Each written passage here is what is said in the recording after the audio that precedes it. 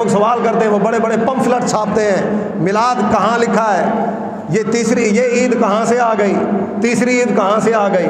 میں نے کہا حضرت موسیٰ علیہ السلام کی قوم کے اوپر جس دن من و سلوہ نازل ہوا نا، تو آپ نے فرمایا کہ یہ دن ہمارے لیے عید کا دن ہے۔ جس دن آسمانہ تو روٹی نازل ہوئے او دن عید دا ہو سکتا ہے، تو جس دن اللہ دا محبوب تشریف لے کے آوے، جن دی خاطر پوری کائنات نو سجایا گیا، او دن عید دا نہیں ہو سکتا، او دن عید نہیں ہو سکتا۔ تو اس لیے کہتے ہیں کہ جناب حضور کے زمانے کے اندر میلاد نہیں منایا گیا، صحابہ نے میلاد نہیں منایا، صحابہ کے دور کے اندر، سیدنا صدیق اکبر کے دور کے اندر میلاد نہیں منایا گیا، جو ہے نا سیدنا فاروق اعظم رضی اللہ تعالیٰ عنہ کے دور کے اندر میلاد نہیں منایا گیا، حضرت عثمان غنی، حضرت حیدر کرار، دیگر صحابہ اور بڑے بڑے محدثین ائمہ حضرات، ان کے دور کے اندر میلاد نہیں ہوا۔ تو میں نے کہا جناب یہ جو قرآن پاک آپ پڑھتے ہیں 30 سپاروں پر مشتمل، مجھے کسی حدیث کی کتاب کے اندر دکھائیں کہ یہ 30 سپارے حضور کے زمانے میں موجود تھے، یہ 30 سپارے حضور کے زمانے میں نہیں تھے۔ کوئی ایک مجھے لا کر دکھائے کہ حضور کے زمانے کے اندر اس شکل کے اندر یہ 30 سپارے موجود تھے، لیکن یہ پڑھتے ہیں کہ نہیں پڑھتے؟ یہ قرآن پڑھنا چھاڑ دو کیونکہ یہ بدعت ہو گیا ہے۔ حضور کے زمانے کے بعد اس کو ترتیب دیا گیا حضرت عثمان غنی رضی اللہ تعالیٰ عنہ کے دور کے اندر، اور پھر حضرت عثمان غنی رضی اللہ تعالیٰ عنہ کے دور کے اندر بھی یہ صرف عبارت کو ترتیب دیا گیا، اس کے اوپر زبر زیر پیش نہیں تھے۔ حضرت عثمان وہ دور صحابہ کے بعد زبر زیریں لگی حجاج بن یوسف کے دور کے اندر۔ میں نے کہا پھر زبر زیر والا قرآن پاک چھاڑ دیو، 30 پارے والا قرآن پاک چھاڑ دیو، کیوں کہتے حضور کے زمانے کے بعد بنا ہے؟ یہ تو حضور علیہ السلام کے زمانے کے بعد ترتیب دیا گیا ہے، تم اس کو کیوں پڑھتے ہو؟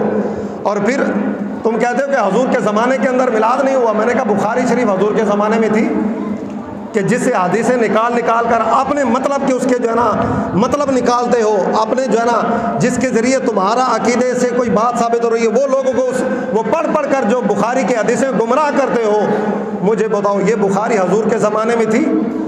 یہ تو حضرت امام بخاری تو حضرت امام اعظم کے بھی شاگردوں کے شاگرد ہیں، یہ تو کئی صدیوں بعد ترتیب دی گئی ہے بخاری شریف اور مسلم شریف۔ یہ جتنی سیاستہ کی کتابیں موجود ہیں یہ اس کتابی شکل کے اندر کسی صحابی کے زمانے میں نہیں تھی، لیکن آج یہ سارے پڑھتے ہیں کہ نہیں پڑھتے؟ ثواب سمجھ کر پڑھتے ہیں، ثواب سمجھ کر پڑھتے ہیں۔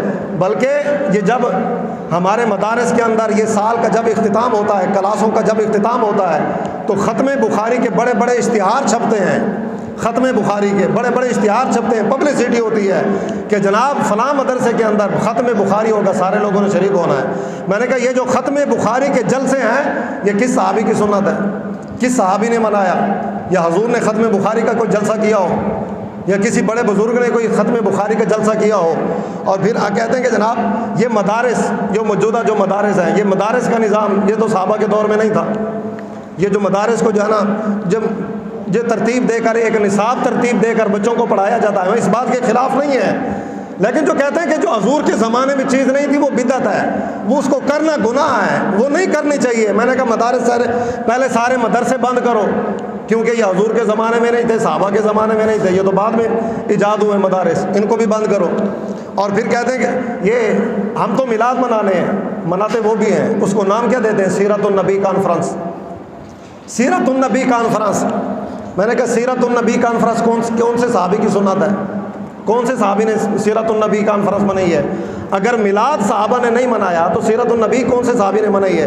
اس کو سیرت النبی کا عنوان دیا ہو باقاعدہ طور پر کسی صحابی نے، کوئی لا کر دکھاؤ ہمیں، کسی صحابی کی یہ سنت نہیں ہے۔ اسی طرح جو ہے نا یہ یوم سیدنا صدیق اکبر رضی اللہ تعالیٰ عنہ، یہ جب ان کا یوم آتا ہے تو یہ مناتے ہیں، بلکہ حکومت سے مطالبہ بھی کرتے ہیں کہ جناب ان کے یوم پر چھٹی ہونی چاہیے، سرکاری سطح پر چھٹی ہونی چاہیے۔ اسی طرح یوم عمر، آپ کا جو یوم شہادت ہے، اس یوم کو بھی یوم شہادت والے دن یہ سارے جلوس نکالتے ہیں جو منکرین میلاد ہیں، جتنے میلاد کا انکار کرنے والے ہیں، میلاد کے جلوس کا انکار کرنے والے ہیں، حضرت فاروق اعظم رضی اللہ تعالیٰ عنہ کے شہادت والے دن یہ سارے جلوس نکالتے ہیں۔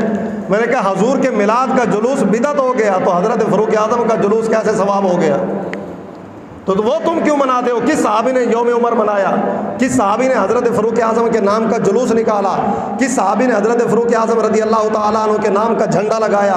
تم تو جھنڈے اٹھا کر ان کے جلوس کرتے ہو، کس صحابی نے ایسا اس انداز کے اندر، ہم اس کے بات کے منکر نہیں ہیں، ہم تو اس بات کے قائل ہیں کہ ان کے ایام منانے چاہیے، لیکن یہ ان کے لیے بات ہے، ان کے لیے سوالیہ نشان ہے کہ ایک طرف تم حضور کے میلاد کے جلوس کا انکار کرتے ہو، دوسری طرف حضرت فاروق اعظم رضی اللہ تعالیٰ عنہ کے یوم کے جو ہے نا وہ جلوس نکالتے ہو، اور بلکہ حکومت سے مطالبہ کرتے ہو کہ جناب ان کے یوم کے اوپر سرکاری سطح پر چھٹی ہونی چاہیے۔